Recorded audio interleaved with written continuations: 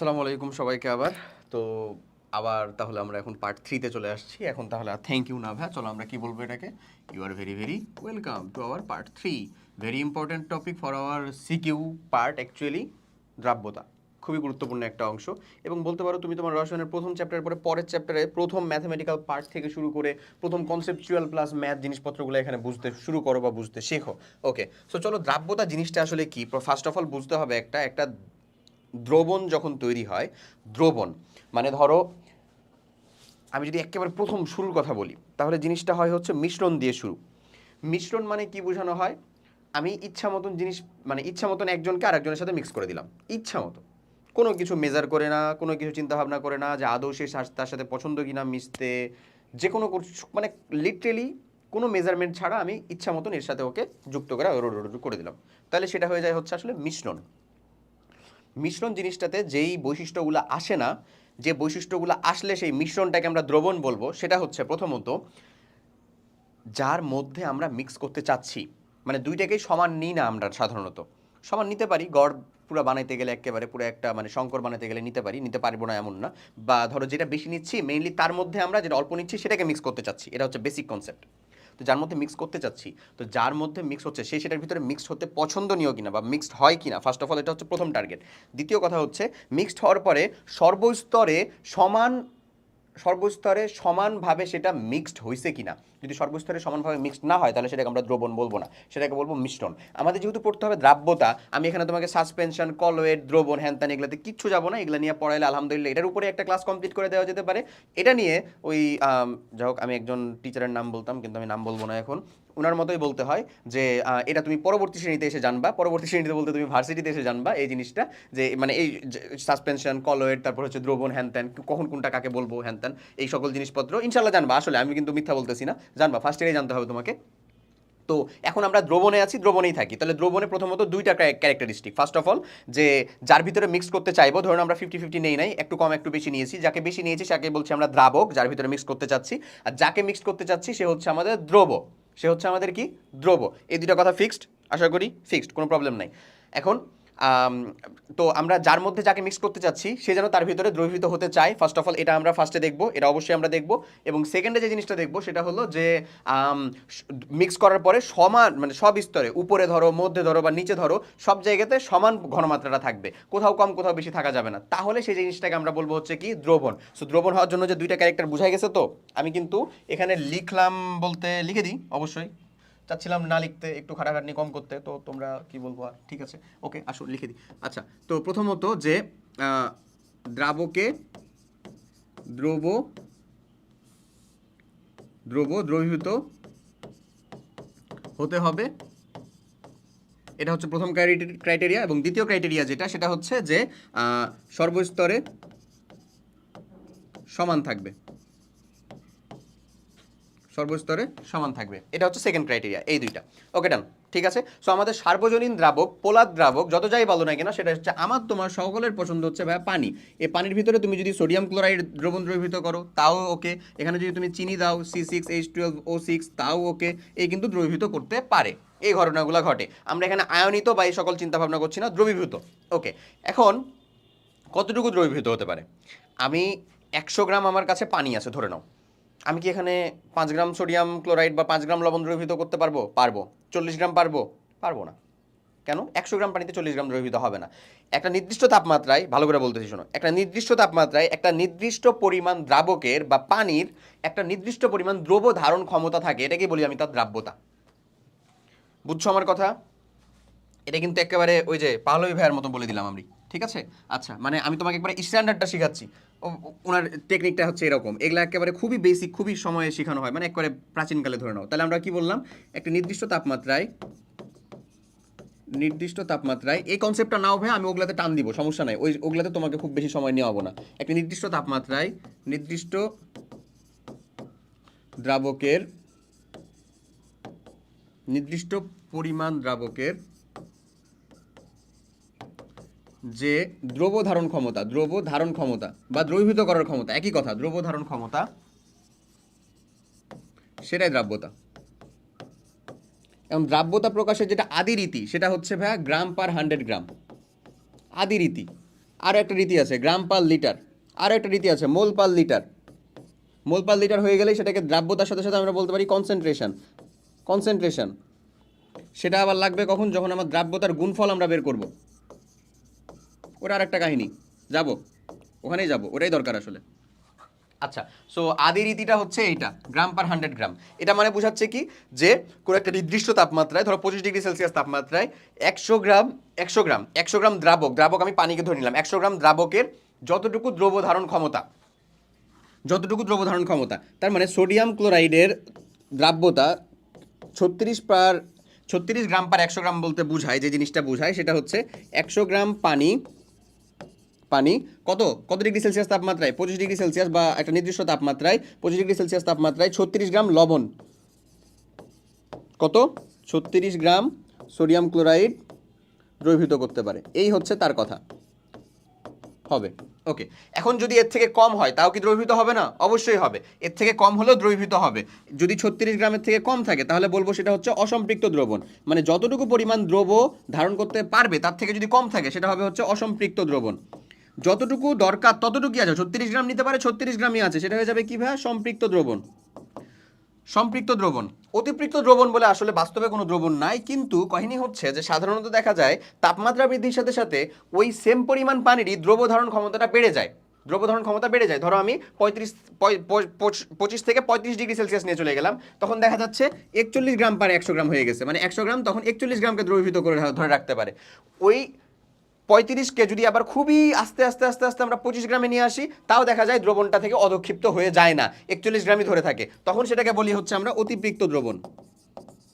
অতিপৃক্ত তাপমাত্রা বাড়াইলাম প্রথমে, তারপরে তাপমাত্রা আবার কমায়া অতটুক ধরে আছে, কিন্তু এটা স্থায়ী হয় না, একটু নাড়াচাড়া হইলেই এটা আসলে অধক্ষেপ পড়ে যায়। আর যদি তুমি 25 ডিগ্রি সেলসিয়াসে 41 গ্রামকে দ্রবীভূত করতে চাও, তাহলে 36 গ্রাম দ্রবীভূত হওয়ার পরে বাকিটুকু কি হয়ে যাবে? অধক্ষেপ হয়ে যাবে, অধক্ষেপ পড়ে যায়। ওকে, ক্লিয়ার জিনিসটা? এই হচ্ছে এখানকার মেইন কথাটা। এই জিনিসগুলো এখানেও দেওয়া আছে। নির্দিষ্ট তাপমাত্রায় যে পরিমাণ সামান্য দ্রব যোগ করলেও দ্রবীভূত হয় না তাকে আর যোগ করলে দ্রবীভূত হবে না, মানে সম্পৃক্ত দ্রবণের পর তার দ্রবীভূত হবে না তাকে সম্পৃক্ত দ্রবণ। যোগ করলে দ্রবীভূত হয় তাকে বলা হয় অসম্পৃক্ত, মানে যতটুকু দরকার ততটুকু নাই, আরও দেওয়া যাবে, অসম্পৃক্ত দ্রবণ। আর সম্পৃক্ত দ্রবণের চেয়েও বেশি পরিমাণ দ্রব দ্রবীভূত থাকে তাকে অতিপৃক্ত দ্রবণ বলে। কিভাবে থাকতে পারে? ওই যে তাপমাত্রার কাহিনীটা যেটা তোমাকে আমি বললাম। ওকে, আশা করি বুঝছো। চলো এবার এটা দেখাই যে কোনো দ্রাবকের পদার্থের দ্রাব্যতা 4টি বিষয়ের উপর নির্ভর করে। দ্রবের প্রকৃতি, দ্রাবকের প্রকৃতি। দ্রবের প্রকৃতি এবং দ্রাবকের প্রকৃতিকে যে সিম্পল কথা দিয়ে বলা হয় সেটা হচ্ছে like dissolves like. Dissolves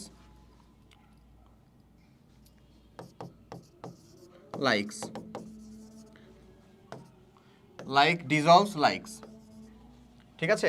like dissolves like, এটা দিয়ে আসলে এখানে বোঝানো হয়। তারপরে হচ্ছে তাপমাত্রা, এটা একটা প্রাইম ফ্যাক্টর। আর একটা কথা বললাম চাপ দিয়ে আসলে মানে একটা তরল পদার্থে গ্যাসীয় পদার্থের দ্রাব্যতাটা নির্ণয় করা হয়। এটাকে এখানে আসলে ওই যে হেনরির সূত্র, এস দ্রাব্যতা সমান হচ্ছে কেপি, এরকম একটা জিনিস দেখানো হয়। এটা আমরা খুব বেশি দেখাবো না, এটা লেস ইম্পর্টেন্ট, অ্যাডমিশন সময় একটু দেখানো হয়, শেষ। আচ্ছা দেখো, এই হচ্ছে মেইন এখানকার কথাবার্তা। বুঝছো কিনা জিনিসটা? দ্রবের প্রকৃতি, দ্রাবকের প্রকৃতি, মানে কোন একটা অপোলার যৌগ অপোলার দ্রাবকে দ্রবীভূত হবে। যেমন আমি যদি চিন্তা করি হচ্ছে আমাদের কার কথা বলবো বলো, কোন একটা অপোলার, যেমন গ্লিসারিনে বেনজিন দ্রবীভূত হবে, বেনজিন বা ন্যাপথালিন দ্রবীভূত হবে, বা ইথারের ভিতরে এটা দ্রবীভূত হবে। আর পানির ভিতরে দ্রবীভূত হবে কে? সোডিয়াম ক্লোরাইড, সালফিউরিক অ্যাসিড, মানে আয়নিক যৌগগুলো দ্রবীভূত হবে। পোলার দ্রাবকে আয়নিক যৌগ, অপোলার দ্রাবকে সমযোজী যৌগ বা অপোলার যৌগ, সেগুলো দ্রবীভূত হবে। এই হচ্ছে এখানকার বেসিক কনসেপ্ট। ওকে, আচ্ছা এখন আমাদের যে জিনিসটা দেখা লাগবে সেটা হচ্ছে দ্রাব্যতার নীতি। দ্রাব্যতার নীতি বলতে মানে ধরো দ্রব তেমন দ্রাবকে দ্রবীভূত হয় লাইক ডিজলভস লাইক, এবং অসম দ্রবীভূত হয় না, একে বলা হয় রুলস অফ থাম্ব। মানে অসমত দ্রবীভূত হতে পারে না, ওই যে বললাম একটা নির্দিষ্ট পরিমাণে দ্রবীভূত হবে। এটা কিন্তু আমি তোমাকে বলেই দিছি। এই যে ধরো এখানে সল্ট আছে, এটা পানির ভিতরে দ্রবীভূত করলাম, এগুলা সলিউশন তৈরি হলো। এগুলা কথাবার্তা বাংলা আমাদের কথা বলা শেষ। এখন আমাদের যে জিনিসটা দেখতে হবে মেইনলি, আমি যাব ওখানে। দেখো এই গ্রাফটা একটু বুঝতে হবে। তাপমাত্রা বাড়ানোর সাথে সাথে দেখো ভাইয়া, সাধারণত দ্রাব্যতা বাড়তেছে, এই যে দেখো বাড়তেছে, একজনের দ্রাব্যতা কমতেছে, একজনের দ্রাব্যতা হচ্ছে তাপমাত্রা বাড়ানোর সাথে সাথে একজনের দ্রাব্যতা কমতেছে। বাড়বে, এটাই স্বাভাবিক, এগুলা হচ্ছে স্বাভাবিক, সাধারণত বাড়ে। একজনের কমতেছে, এটা কমতেছে কেন? কারণ ওই দ্রবীভূত হওয়ার প্রসেসটা হচ্ছে ওর ক্ষেত্রে তাপ উৎপাদী দ্রবীভূত হওয়ার প্রসেসটা। যেমন আমি যদি বলি ক্যালসিয়াম হাইড্রোক্সাইড, চুনকে তুমি পানিতে দ্রবীভূত করো, তাপমাত্রা যদি বাড়াও দ্রাব্যতা কমে যাবে, ঠান্ডা পানিতে দ্রবীভূত করো বেশি দ্রবীভূত হবে। এমন ঠিক একই রকমভাবে স্বাভাবিক যারা তাপমাত্রা বাড়ালে বাড়বে, যেমন হচ্ছে সোডিয়াম ক্লোরাইড, ক্যালসিয়াম ক্লোরাইড সবাই। আর এক টাইপের পাবলিককে দেখো প্রথমে বাড়ছে তারপরে কমতেছে একটা পয়েন্টের পর থেকে। এরা কারা? এরা হচ্ছে গ্লুবার সল্ট, সোডিয়াম সালফেট ইন্টু 10 অণু পানি, এই টাইপের কিছু পাবলিক। গ্লুবার সল্টের মানে একেবারে ফিক্সড বলে দিলাম, গ্লুবার লবণ, মোর সল্ট বা মোর লবণ, এরা হচ্ছে এদের কথাটা কেন এরকমভাবে বললাম? কারণ হচ্ছে কাহিনী হইলো যে যখন আমি তাপমাত্রা দিচ্ছিলাম তখন এটা পুরোটাই দ্রবীভূত হচ্ছিল। হ্যাঁ, এই যে দ্রবীভূত হওয়ার প্রসেসটা সেটা ছিল তাপ হারি, তাই তাপমাত্রা দিচ্ছিলাম, দ্রাব্যতা বাড়তেছিল তাপ হারি প্রসেসে। আমরা তো জানি তাপ হারি প্রসেসে লাসাদেলের নীতি অনুযায়ী তাপমাত্রা বাড়াইলে বিক্রিয়া সামনের দিকে অগ্রসর হয় এমন। এখন এই যে একটা পয়েন্টের কথা বলতেছি না, এই পয়েন্টে এসে কি ঘটে ভাই জানো? এই পয়েন্টে এসে দেখা যায় যে এই যে গঠন পানিটা ছিল সেটা অপসারিত হয়ে যায়। এই গঠন পানি অপসারিত হয়ে গেলেই সোডিয়াম সালফেটের যে দ্রবণীয়তা হওয়ার প্রসেস সেটা আবার তাপ উৎপাদী হয়ে যায়। সেটা কি হয়ে যায়? তাপ উৎপাদী হয়ে যায়। ওটা তাপ উৎপাদী হওয়ার জন্য তখন তাপমাত্রা বাড়ালে দ্রাব্যতা ঠুস করে কমে যায়। এই হচ্ছে এটার টোটাল বিশ্লেষণ। ঠিক আছে, এই যে বক্রতার কারণ টারণ বিশ্লেষণ করো, এগুলা এরকমভাবে বিশ্লেষণ করবা। ওকে, এরপরে আমরা দেখবো হচ্ছে মেইনলি আমাদের এই কাহিনী, এই যে গ্রাম পার 100 গ্রামে। চলো আমরা এখান থেকে দ্রাব্যতার সূত্র তৈরি করি। দ্রাব্যতার সূত্র কতটুকু অধিক্ষিপ্ত হবে না হবে সব কিছু। দ্রাব্যতাকে আমরা প্রকাশ করবো হচ্ছে এস দ্বারা। ওকে, তো আমরা ধরি আমাদের দ্রব্য হচ্ছে W1 গ্রাম, আমাদের দ্রবণ হচ্ছে আমাদের ক্যাপিটাল W গ্রাম। তাহলে আমাদের দ্রাবক কতটুকু বলো তো? দ্রাবকটা সমান কি হয়, মানে দ্রব্য প্লাস দ্রাবক দিয়েই তো দ্রবণ হয়। তাহলে দ্রাবক আমরা বলতে পারি W মাইনাস W1 গ্রাম, এরকম বলা যায় না? বলা যায় তো, এরকম বলা যায় না? বলা যায়। তাহলে আমরা জানি যে কত W মাইনাস W1 গ্রাম দ্রাবকে দ্রব্য আছে কত? W1 গ্রাম। একে কত আছে এবং 100 গ্রাম দ্রাবকে কত আছে সেটাই তো আমার গ্রাম পার 100 গ্রামের দ্রাব্যতা। 100 গ্রামে আছে W1 বাই হচ্ছে W মাইনাস W1 ইন্টু হচ্ছে আমাদের 100 গ্রাম। এটাই আমাদের গ্রাম পার 100 গ্রাম এককে দ্রাব্যতা হয়ে গেল। এই এককটা আসলে গ্রাম কেটে যায়, কোনো একক থাকে না। তাহলে এটাই হয়ে যাচ্ছে আমাদের সেই ফর্মুলা বা সূত্র, যে সূত্রটাকে আমরা বলতে পারি হচ্ছে কাইন্ড অফ এরকমভাবে যে দ্রাব্যতা S is equals to 100 W1 বা দ্রব্য গুণি বাই হচ্ছে W মাইনাস W1 এইটা, অথবা বলতে পারো S ইকুয়ালস টু 100 ইন্টু দ্রব্যের ভর গ্রামে বাই হচ্ছে দ্রাবক। এই দুইটাকেই তুমি ফর্মুলা হিসাবে ইউজ করতে পারো, যেখানে W1 যেটা W1 সেটার কথা আমরা কি বলতেছি? দ্রব্য। W যেটা সেটার কথা আমরা কি বলতেছি ভাই? Wটা হচ্ছে আমাদের দ্রাবক, মানে সরি কি Wটা হচ্ছে আমাদের দ্রবণ, টোটাল দ্রবণ। আর যেটা হচ্ছে আমাদের W মাইনাস W1 সেটা হচ্ছে আমাদের কি? দ্রাবক। শেষ, ক্লিয়ার? এই যে এই সূত্র এটা এস্টাবলিশ করে ফেললাম, এটা দিয়ে আমাদের কাজে লাগবে কিন্তু। ওকে, আচ্ছা দেখি চলো কিভাবে কাজে লাগাতে পারি। এ পাত্রে 50 ডিগ্রি সেলসিয়াস তাপমাত্রা থেকে 25 ডিগ্রি সেলসিয়াস তাপমাত্রায় শীতল করলে কত গ্রাম পটাশিয়াম ক্লোরাইড লবণ কেলাসিত হবে? এই যে এ পাত্র 250 গ্রামের সম্পৃক্ত দ্রবণ। আচ্ছা, সম্পৃক্ত দ্রবণ যেহেতু বলে দিছে, তার মানে আমাদের W এর পরিমাণটা কত? 250 গ্রাম। এখন পটাশিয়াম ক্লোরাইডের দ্রাব্যতা তো আমার লাগবে না? তো আমি জানি যে আমাদের 50 ডিগ্রি সেলসিয়াসের দ্রাব্যতাটাকে দেখো কত? 60। এই ইনফরমেশনটা কিন্তু এখানে দেওয়া আছে। 50-এর আমার দ্রাব্যতাটা কত রে ভাইয়া? 60। আবার 25-এর দ্রাব্যতাটা কত? 40।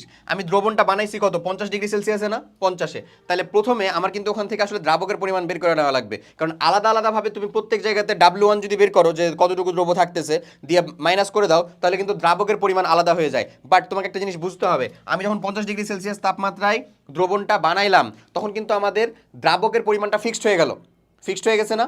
দ্রাবকের পরিমাণ কিন্তু আমার ফিক্সড হয়ে গেছে। এখন আমি যখন ওটাকে তাপমাত্রা কমায় 25-এ নিয়ে আসবো, আমার দ্রাব্যতা চেঞ্জ হয়ে যাচ্ছে, দ্রবের পরিমাণও চেঞ্জ হয়ে যাবে, কিন্তু দ্রাবকের পরিমাণে কোনো চেঞ্জ হবে না। পানি কি উড়ে যাবে বা কমে যাবে? না, পানি কিন্তু ঠিক থাকবে। পানির দ্রব ধারণ যে ক্ষমতাটা সেটা কমে যাবে, তাপমাত্রা বাড়াইলে কমে যায়। এই যে দেখো কমে গেছে না? কমে যায়। তাহলে চলো আমরা যদি এখন এটা বের করি, W যেহেতু এত, তাহলে আমরা যদি এখন বের করি যে কত? 50 ডিগ্রি সেলসিয়াস তাপমাত্রা, 50 ডিগ্রি সেলসিয়াসে দ্রাব্যতা 60 equals to 100 W1 minus W কত 250 মাইনাস W1, তাহলে এখান থেকে তুমি এখন একটা W1 পেয়ে যাবে না? কত এটা? এই W1টা পেয়ে গেলা, যত গ্রাম, এটা কোথায় পেয়ে যাবা? 60 গ্রাম। এই W1টা পেয়ে যাবা, এটা হচ্ছে 50 ডিগ্রি সেলসিয়াসে যতটুকু দ্রব আছে। তাহলে তারপরে ওখানে যে দ্রাবকের পরিমাণ সেটা বের করতে পারো না? দ্রাবকের পরিমাণটা কত হবে ভাই? তাহলে আমরা বলতে পারি না যে 250, দ্রবণ ছিল আমার 250, তাহলে 250 মাইনাস W1, তো দ্রাবকের পরিমাণটা যেটা পাইলা W1, এই যে W1 এটা, ঠিক আছে, এটা দিয়েই, এই দ্রাবক দিয়েই কতটুকু দ্রব তোমার এখন 40-এ থাকবে সেটা। তার মানে যখন এবার লিখবা যে 25-এ নিয়ে আসলে তাপমাত্রা 25 ডিগ্রি সেলসিয়াসে নিয়ে আসলে, 25 ডিগ্রি সেলসিয়াসে নিয়ে আসলে কি হবে? 25 ডিগ্রি সেলসিয়াসে নিয়ে আসলে যেটা হবে সেটা হচ্ছে আমাদের কত, 40 is equals to 100 W1 dash দিলাম, আমরা তো জানি না কত, বাই হচ্ছে এই যে এখানে যে দ্রাবকের পরিমাণটা পেলাম, এখানে আমার দ্রাবকের পরিমাণ ছিল না, আমার সূত্র অনুযায়ী ওই দ্রাবকের পরিমাণটা দিয়ে দিব এখানে, কত সেটা আসলে 250 মাইনাস W1, এখানে কিন্তু W1 ড্যাশ দিছি ভাই, এখানে কিন্তু W1 দেওয়া, মানে এই যে এখানে যে উত্তরটা পাবো সেটা এখানে দেওয়া, এই যে এখানে যে উত্তরটা পাবো। ওকে, তাহলে এখান থেকে আবার, তাহলে তুমি এখানে তো সব ভ্যালু জানা, খালি W1 ড্যাশটা তোমার জানা না, এই যে W1 ড্যাশটা, এটার ভ্যালুটা পেয়ে যাবা। অবশ্যই দেখবা যে W1 এর পরিমাণটা বেশি হবে, W1 ড্যাশের পরিমাণটা কম হবে, এই দুইটার ডিফারেন্সই হচ্ছে কেলাসিত হবে। শেষ, আশা করি বুঝছো। ওকে, আচ্ছা, এরপরে চলে যাবো আমাদের খুব গুরুত্বপূর্ণ একটা জিনিস, সেটা হচ্ছে দ্রাব্যতার গুণফল এবং আয়নিক গুণফল। এই দুইটা জিনিস আমাদের জন্য জরুরি। আমরা মানে ধরো দ্রবণ তো সম্পৃক্ত বা অসম্পৃক্ত বা অতিপৃক্ত অবস্থায় আছে, বা কোনো একটা অবস্থায় আছে, বা অধক্ষেপ হবে, বা আরও দ্রবণ যোগ করা যাবে, এরকম যে পর্যায়টা, এটাকে ম্যাথমেটিক্যালি ক্যালকুলেট করতে পারি কিভাবে?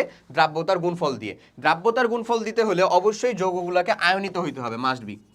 আয়নিত হওয়া ছাড়া হবে না, আয়নিত মাস্ট। ঠিক আছে, যেমন হচ্ছে চিনির দ্রবণের দ্রাব্যতার গুণফল যদি বের করতে চাও, পারবা না তুমি, আয়নিত হইতে হবে। চিনি তো আয়নিত হবে না ভাই, বাট সোডিয়াম ক্লোরাইড ঠিকই আয়নিত হবে। তো আমি তোমাকে যেটা বলবো যে দ্রাব্যতার গুণফল জিনিসটা কি? দ্রাব্যতার গুণফলটা হচ্ছে সম্পৃক্ত অবস্থায়, অবশ্যই ভালো করে মনে রাখো, নির্দিষ্ট তাপমাত্রায় সম্পৃক্ত অবস্থায়, এটাকে আমরা কেএসপি দ্বারা প্রকাশ করি, সলিবিলিটি প্রোডাক্ট কেএসপি। নির্দিষ্ট তাপমাত্রায় সম্পৃক্ত অবস্থায় কোনো একটা দ্রবের যথাযথ আয়নের ঘাতসহ গুণফল যেটা, সেটাই হচ্ছে, দেখো আমি লিখে দিই, নির্দিষ্ট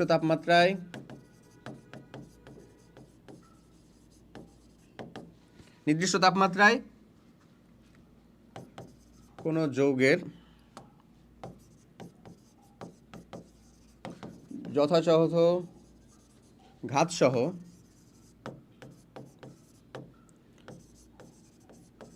দ্রাব্যতার, বা এটাকে বলতে পারি আমরা ঘনমাত্রার গুণফল, এটাকেই বলবো হচ্ছে নির্দিষ্ট তাপমাত্রায় কোনো যৌগের যথাযথ ঘাতসহ দ্রাব্যতার বা ঘনমাত্রার যে গুণফল, সেটাকেই বলবো হচ্ছে আমরা কেএসপি। এটা কিন্তু কোনো যৌগের নির্দিষ্ট তাপমাত্রায় সম্পৃক্ত কোনো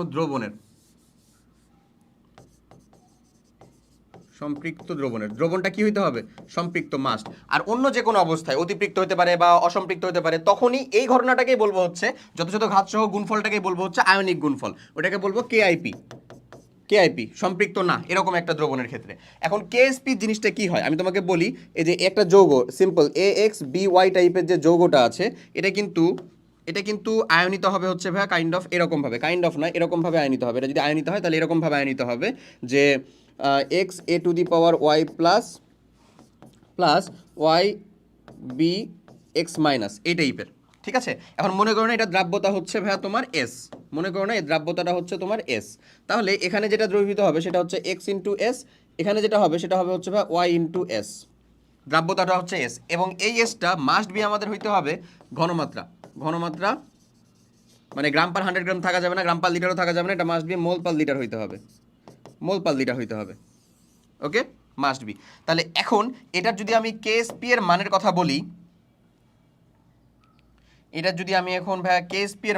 বলি, কেএসপি এই যৌগের জন্য কেএসপি, তাহলে এটা হয় হচ্ছে x⁴, হ্যাঁ, x পাওয়ার হয়ে যায়, এটা মানে যার সহগটা তো তার উপরে পাওয়ার হয়ে যায়, তারপরে y⁴x, সরি y, তো এখানে থাকে কি বলতো, x⁴x, s⁴x, y⁴y, s⁴y, ultimately এটা যদি ক্যালকুলেশন করো তাহলে থাকবে হচ্ছে আসলে x⁴x, y⁴y, s⁴x plus y, that's the thing.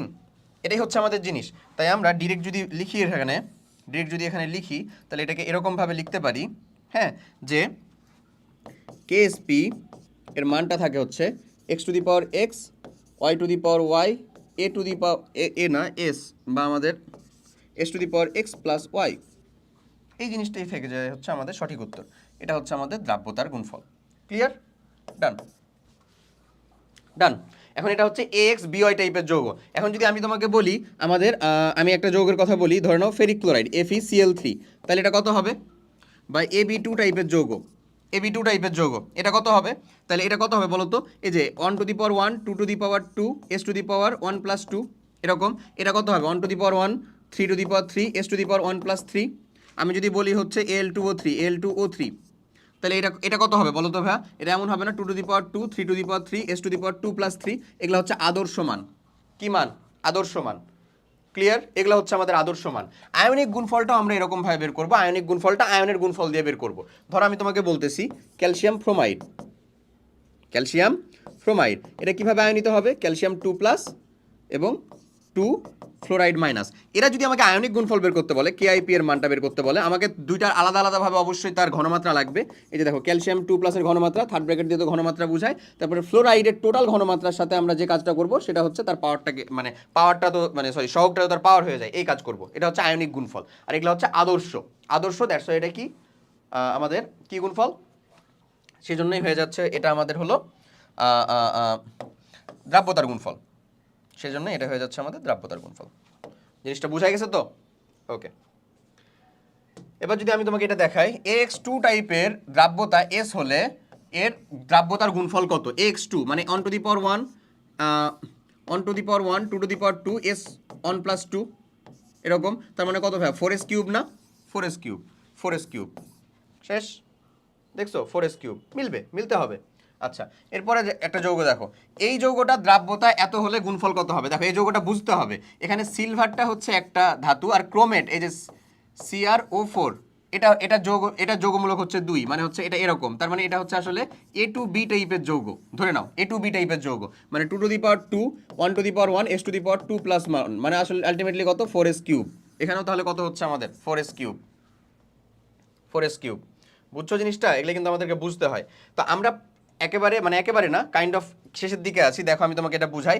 KSP এর মান কত? 25 ডিগ্রি সেলসিয়াস তাপমাত্রায় AB2 এর কেএসপি এর মান, AB2 এই যৌগের যে ঘনমাত্রা কত দেওয়া? 0.01 দেওয়া। তাহলে কেএসপি এর মান যদি আমরা AB2 মানে কত পাবো? এটা 4S কিউব পাবো না?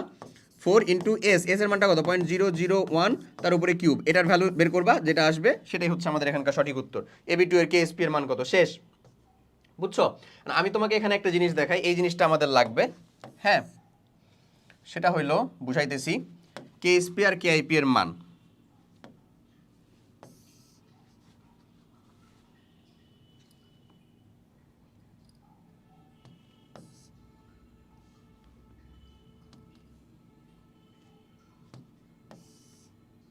কেএসপি আর কেআইপি এর মান কি হয় দেখো, এই যে বক্সের জায়গাটা করে রাখছি, এই বক্সের জায়গাটাতে বোঝাচ্ছে যে দ্রবণটা সম্পৃক্ত, মানে কেআইপি আর কেএসপি এর মানটা কি হয়ে গেছে? সমান হয়ে গেছে। বুঝছো? আর প্রথমত এই যে এদিকে যখন যাচ্ছিল তখন ঘটনাটা এমন ঘটে আছে যে কেএসপি এর মানটা হচ্ছে ভাইয়া বড় কার তুলনায়? কেআইপি এর তুলনায়। কেএসপি হচ্ছে আদর্শ না, এই জায়গাতে এসে এটাকে সমান করছে, আর এইখানে এসে দেখা যাবে কেএসপি এর মানটা ছোট কেআইপি এর তুলনায়। এটা বোঝাই হচ্ছে অসম্পৃক্ত। এই ঘটনাটাই ঘটে। ধরো আমি ধীরে ধীরে ধীরে ধীরে দ্রবণ যোগ করছি একটা পয়েন্টে, যেমন হচ্ছে ধরে নাও সোডিয়াম ক্লোরাইড আমরা 36 গ্রাম পর্যন্ত যোগ করতে পারবো 100 গ্রামের ভিতরে। তাহলে আমি যখন 25 যোগ করলাম তখন ধরে নাও এটা এখানে আছে, যখন 30 যোগ করলাম এখানে, যখন 36 যোগ করলাম তখন এখানে কেআইপি আর কেএসপি এর মানটা সমান হয়ে গেছে। যখন 5 গ্রাম যোগ করছিলাম তখন ধরো এখানে, তখন কেএসপি বা আয়নিক গুণফলের মানটা বেশি ছিল, কারণ ওটা তো একটা ফিক্সড ভ্যালু। আর আমি যখন ক্রমে ক্রমে ক্রমে দ্রবণ যোগ করছি তখন আমার কেআইপি এর মানটা বাড়তে আছে, বাড়তে বাড়তে সমান হলো। তারপর আমি যখন এখন 41 গ্রাম যোগ করে দেবো তখন কেআইপি এর মানটা বেশি হয়ে গেছে, তখন সেখান থেকে কিন্তু অদক্ষেপ পড়ে যাবে। তাহলে অসম্পৃক্ত বা লিখতে পারো যে কি দ্রব্য যোগ করা যাবে। এটা কি লিখবো আমরা? এটা হচ্ছে অতিপৃক্ত এবং অধক্ষেপ পড়বে, এই হচ্ছে আমার এখানকার টোটাল বিশুদ্ধ বাংলার কাহিনী। বুঝা গেছে ভাইয়া? ওকে ডান। এই যে দেখো এখানে বলতেছে কেএসপি কেআইপি থেকে বড় হলে লঘু দ্রবণ অধক্ষেপ পড়বে না, আরো যোগ করা যাবে। এটা হচ্ছে এই পার্টির ভিতরে। সমান হইলে সম্পৃক্ত দ্রবণ, এটাকে কি বুঝাচ্ছে আমরা? সম্পৃক্ত অবস্থা, সম্পৃক্ত দ্রবণ, সম্পৃক্ত দ্রবণ। ওকে ডান। এবং কেএসপি থেকে কেআইপি এর মান বেশি হলে অতিপৃক্ত দ্রবণ অধক্ষেপ পড়বে, এই হচ্ছে এখানকার কথা। এবার এই যে এই টাইপের যে জায়গাগুলো আছে সেগুলোকে আমাদেরকে ক্যালকুলেশন করতে হবে, সেগুলোকে আমাদের উত্তর বের করতে হবে। এই উত্তর বের করার সিম্পলেস্ট উপায় যেটা, সে উপায়টা হচ্ছে ভাইয়া, এখানে একটু কোশ্চেন উঠাইতে ভুল করছে তারা।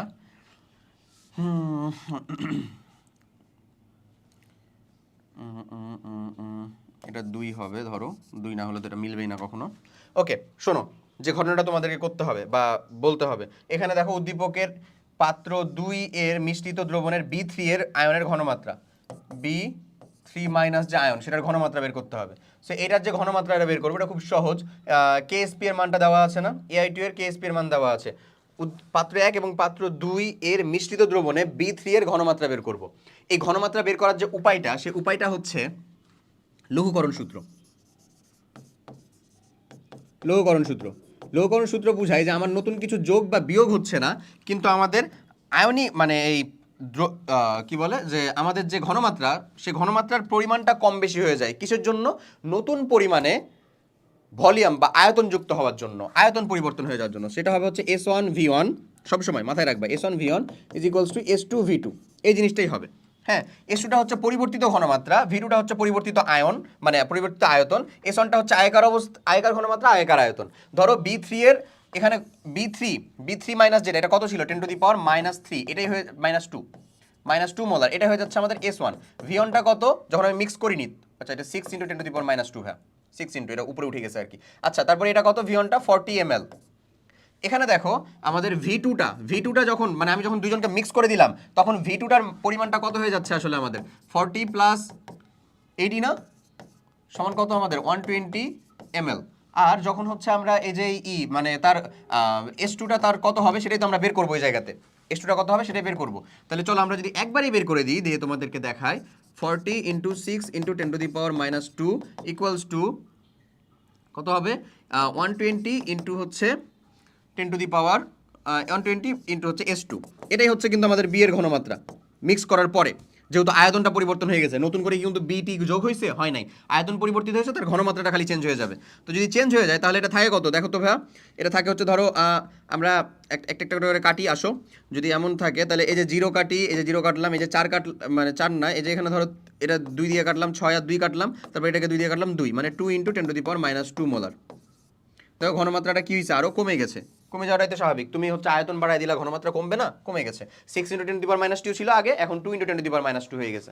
এই ওকে, এখন যখন আমাদেরকে বলতেছে যে উদ্দীপকের এক পাত্র এবং দুই পাত্রের দ্রবণ মিশ্রিত করলে AI2 এর অধক্ষেপ পড়বে কিনা সেটা গাণিতিকভাবে বিশ্লেষণ করো। তার মানে আমাকে এর, এটা হচ্ছে কিন্তু 2 হবে, হ্যাঁ আচ্ছা, এর যে ঘনমাত্রাটা পরিবর্তিত হচ্ছে সেটা আমাকে চেঞ্জ করা মানে বের করা লাগবে। এর যে ঘনমাত্রাটা হবে A2+, এর যে ঘনমাত্রাটা হবে ওই S1V1 সূত্র দিয়েই করো। আর তো এখানে কোনো সমায়ন প্রভাব কিচ্ছু নাই। ধরো ওটা দিয়ে যদি আমরা করতে চাই তাহলে আমরা এর ঘনমাত্রাটা কিরকম পাবো? হ্যাঁ দেখো তো, ওর অবস্থা ছিল হচ্ছে এরকম 40 × 10 টু দি পাওয়ার, মানে আলটিমেটলি A2+ এর ঘনমাত্রা আর B3- এর যেটা ঘনমাত্রা সেটা তো সেমই থাকবে। ক্যালকুলেশন করে দেখবা সেমই থাকবে, যে 40 × 6 × 10 টু দি পাওয়ার -2 হবে, হ্যাঁ, বাই হচ্ছে থাকবে হলো তোমার কত 120। এটা যদি করো তাহলে ওই যে ওইরকমই 2 × 10 টু দি পাওয়ার -2 থাকবে ভাইয়া। আর যদি তুমি এখন এই যে ওয়াই এর ঘনমাত্রাটা বের করো, AY2 তো আমাদেরকে বের করতে হবে, কেএসপি অফ AY2। তাহলে ওয়াই, এটা তো ওয়াই মাইনাস আর কি, ওয়াই মাইনাসের যে আয়তন সেটা কত থাকবে ভাইয়া? ওই যে সেম, এটা ছিল এরকম, তাহলে 80 × 10 two the power 6 × 10 two the পাওয়ার -3, হ্যাঁ, বাই হচ্ছে এটা কত হয়ে যাবে? 120, 120। এটা কাটে, এটা কাটলাম আমি, তাহলে এটা 2 দিয়ে কাটলো, এটা কাটলে হচ্ছে 4 থাকে, তার মানে এটা হচ্ছে 4 × 10 টু দি পাওয়ার -3। তাহলে এখন যখন আমরা এটার বের করবো AY2, এটা কিন্তু A2+ প্লাস হচ্ছে 2Y মাইনাস এরকম হবে। তাহলে এটার কেএসপি এর মানটা কীরকম হয় দেখো তো ভাই? A2+ এর যে ঘনমাত্রা পাইছিলাম সেটার সাথে এটার যে ঘনমাত্রা ওয়াই মাইনাসের যে ঘনমাত্রা পাইছি সেটার উপরে কী হয়ে যাবে? স্কোয়ার না, স্কোয়ার হয়ে যাবে। তার মানে ধরো 2 × 10 টু দি পাওয়ার -2 ইন্টু কত হয়ে যায় আমাদের? 4 × 10 টু দি পাওয়ার -3, তার উপরে স্কোয়ার। তাহলে এই ক্যালকুলেশন যদি করো তাহলে 2 ইন্টু 10⁻² ইন্টু এটা কত হয় 16 ইন্টু 10⁻⁻6, তার মানে আলটিমেটলি 32 ইন্টু 10⁻⁻8 এত হয়ে যায় তার দ্রাব্যতার গুণফল। এত হয়ে যায় তার দ্রাব্যতার গুণফল। আয়নিক গুণফলটা দেখো তো 4.8 ইন্টু 10⁻⁷। কে বড়? কে বড়? অবশ্যই কেএসপি এর মানটা ছোট, কেআইপি এর মানটাই বড়। এই যে আয়নিক গুণফল এখানে দেওয়া ছিল, মানে সরি তার দ্রাব্যতার গুণফল দেওয়া ছিল, দ্রাব্যতার গুণফল দেওয়া ছিল। আর এটা তো সম্পৃক্ত অবস্থা নাকি অসম্পৃক্ত আমরা তো কিছুই জানি না, দ্যাটস ওয়াই এটা কিন্তু আমাদের হচ্ছে আসলে কি কেআইপি। কেআইপি তাহলে কে বড় বলো? কেআইপি এর মানটা বড় বড় নাকি কেএসপি এর মানটা বড়?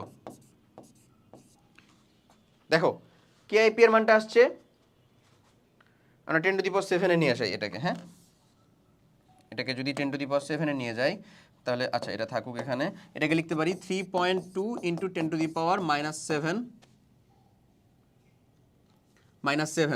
এত। তাহলে এই যে 10⁻⁷, 3.2 এটা, আর দ্রাব্যতার গুণফলটা হচ্ছে 4.8। তাহলে কে বড় ভাই আমাদের? বাহ, অধক্ষেপ তো পড়তেছে না আমাদের। তো কে বড় আসলে? এই যে কে এসপি এর মানটাই বড় হয়ে আছে কেআইপি এর থেকে। বাহ, খুবই ভালো কথা। তার মানে অধক্ষেপ পড়বে না, পড়বে না। অধক্ষেপ পড়বে কি? উত্তরটা হচ্ছে না। এই যে গাণিতিকভাবে বিশ্লেষণ করা শেষ। কারণ কি কেআইপি এর মানটা কি হইছে? ছোট হইছে। 10⁻⁷ করে দেখলাম 4.8 আর এটা হচ্ছে 3.2। 3.2 ছোট না? অবশ্যই। তার মানে কেআইপি এর মানটা ছোট হইছে, কেএসপি এর মানটাই বড়। তার মানে অবশ্যই অধক্ষেপ পড়বে না। এই যে দেখছো এই ট্রিক, এই ট্রিকটাই ফলো করবা জাস্ট, আর কিচ্ছু না।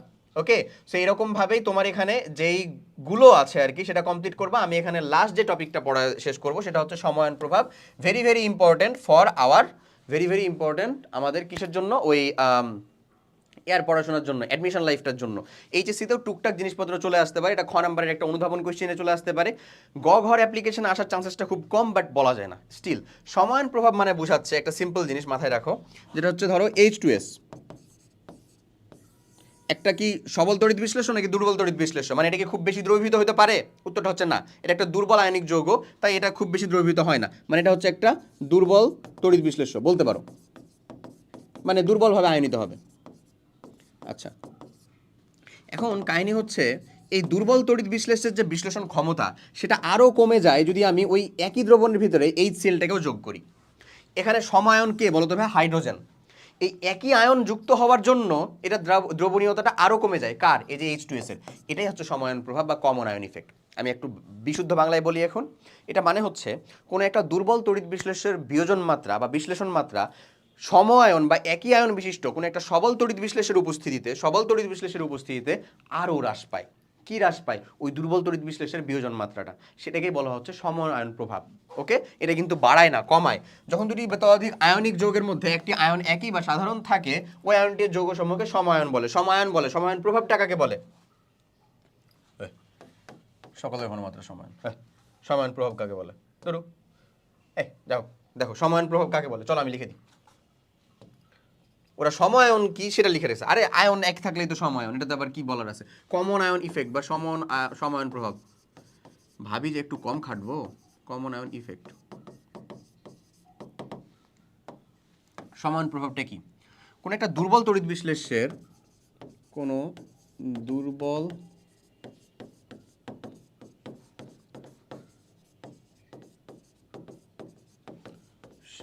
বিয়োজন মাত্রা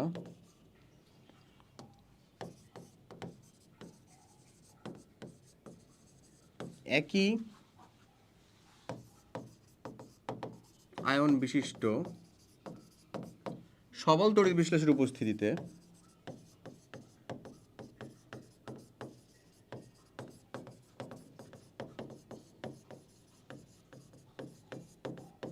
কোন একটা দুর্বল তড়িৎ বিশ্লেষের বিয়োজন মাত্রা একই আয়ন বিশিষ্ট সবল তড়িৎ বিশ্লেষের উপস্থিতিতে আরও হ্রাস পায়, আরও হ্রাস পায়।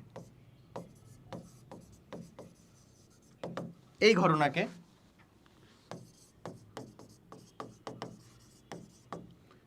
সমায়ন প্রভাব বলে। সমায়ন প্রভাব বলে।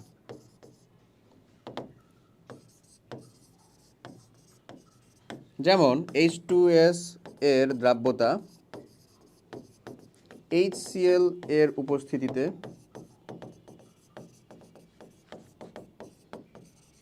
হ্রাস পায়। এটা ম্যাথমেটিক্যালেও দেখা যায়। হ্যাঁ, তো আমি বলবো যে এখন একাডেমিক এরিয়া নিয়ে এত বেশি চিন্তিত না হওয়ার, এটা দরকার হবে না। বাট তুমি এটা যখন অ্যাডমিশনে পড়বা তখন এটা ঠিকই তোমার কাজে লাগবে। সো এরপরে যে এখানে ম্যাথ আছে, যে যেমন ধরো এই যে এখানে সিলভার ক্লোরাইডের দ্রাব্যতার গুণফল এরকম, সোডিয়াম ক্লোরাইড, সিলভার ক্লোরাইড, পানি, এই যে এরকম। তারপরে এখানে আছে এই যে সেম দ্রবণ যোগ করলে সিলভার ক্লোরাইডের দ্রাব্যতা হ্রাস পায়, ঘটে কি? উত্তরের পক্ষে যুক্তি দাও। Same to same. এই যে কেন হ্রাস পাবে? কারণ এই যে সমায়ন প্রভাব, কমন আয়ন ইফেক্ট। ওকে, সম্পৃক্ত দ্রবণ কাকে বলে? দ্রাব্যতার গুণফল কি? ডান না সব? এসব ডান। দেখো এরপরে তুমি এখান থেকে যে কোশ্চেন পাবা, এই যে 136 নাম্বার যা কিছু আছে এখানে, ইনশাল্লাহ ইনশাল্লাহ ডান ডান ডান, এগুলা জিনিসপাতি ডান, এগুলা ভালো করে দেখবা ভাইয়া, ভালো করে পড়ে যাবা, এগুলাকেই আমরা একেবারে সাজেশন হিসেবে তোমাদেরকে দিচ্ছি।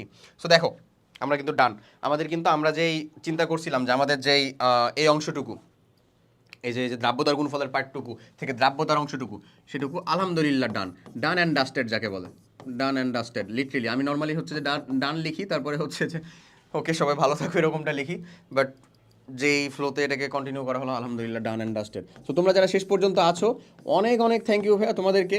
আশা করি লেকচার বুঝতে পারছো। অনেক অনেক চেষ্টা করা হয়েছে এটাকে কম্প্যাক্ট করার, বাট বিলিভ মি ভাইয়া এর থেকে আর ছোট করা সম্ভব হয়নি। সো যদি খুব বেশি বোরিং লেগে থাকে তাহলে অনেক অনেক দুঃখিত। কাইন্ডলি তুমি আমাকে রিচ করো যে তুমি কোন অংশটা বুঝো নাই, কোন জায়গাটা বুঝো নাই। আমি তোমাকে এখানে আমি অন্তত ইনশিওর করতে পারি যে তোমার বোর্ড পরীক্ষা, অ্যাডমিশন পরীক্ষায় লাগবে এমন এমন একটা single, not even a single topic এখানে মিস করা হয়েছে। লিটারেলি এই কন্টেন্ট আমার নিজের সাজানো, বাট ওই যে মানে সংজ্ঞা টঙ্গাগুলো ও দেওয়ার সময় এরকম ভুল লিখছে আমি দেখি, যাই হোক ওকে, ওটা মাইন্ড করো না। ওকে, আমি তো সংজ্ঞা দিয়ে দিছি। ওকে, যেটার কথা বলছি, সো তুমি আমাকে অবশ্যই রিচ করবা যে ভাই আমি এই জায়গাটা বুঝি নাই বা এই অংশটা বুঝি নাই, মানে যেরকমভাবে বোঝানো হয়েছে এটা আমার দিক থেকে হচ্ছে বেস্ট। তুমি এরকমভাবে বুঝো, এটাকে ইমপ্লিমেন্ট করো, ইনশাল্লাহ হলো যে তুমি ভালো ফলাফল বের করে নিয়ে আসতে পারবে এখান থেকে। সবাই অনেক অনেক ভালো থাকো।